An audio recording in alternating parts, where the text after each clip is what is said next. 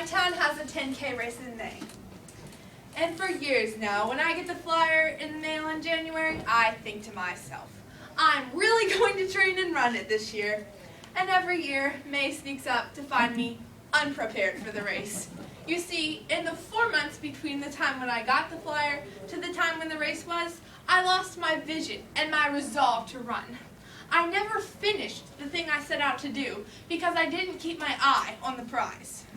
Proverbs 29:18 says, "Where there is no vision, the people perish, but he that keepeth the law, happy is he."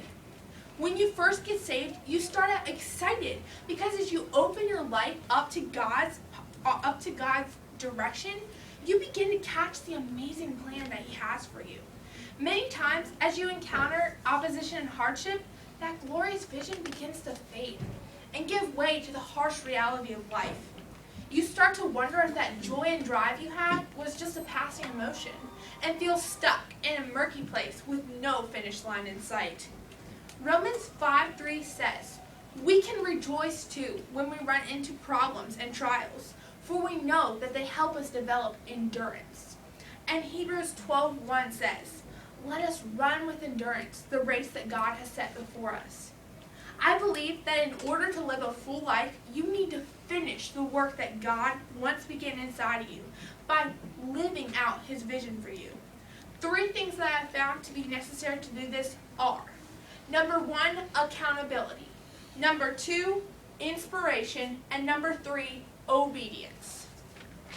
The first thing I have found to be most helpful when I need to accomplish something is to have an accountability partner, someone to check up on me often and make sure I'm doing what I said I would. Choose another Christian who will understand your vision and then talk often together, encouraging each other, praying together, and reminding each other to press on toward the end result. Philippians 3:13 says, "I have not achieved it, but I focus on this one thing. Forgetting the past and looking forward to what lies ahead, I press on to reach the end of the race and receive the heavenly prize." The second key to finishing the vision that God has given you is to continually put yourself in a position to be inspired by him.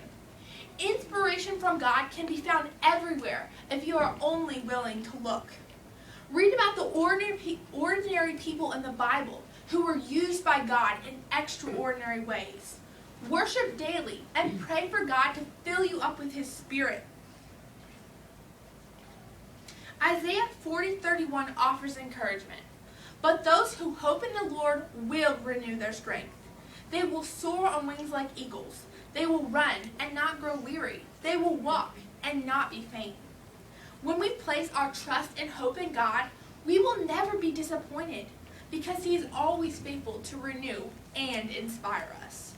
The third and final key to completing the vision that God has for you is reckless obedience. 2 Chronicles 15:7 says, "Be strong and courageous, for your work will be rewarded." When you sense the Holy Spirit nudging you to do something, obey him. You can be sure your obedience will be rewarded. I have found that God shapes my life and my character through small decisions and seemingly insignificant experiences. When I obey him with the little things, my heart becomes increasingly more knit together with his. And now, what about you? Are you ready to regain your vision? To finish the work that God started in you? Are you willing to make the changes necessary so that you can experience the amazing rewards that God has for you? As you begin to utilize the 3 powerful keys to achieving vision, accountability, inspiration, and obedience, you can be certain that God will run every mile with you as you press on toward the ultimate finish line, paradise with him. Alone, I may never be ready to run that 10K, but with God's help, I will live out his vision for my life and finish strong for him.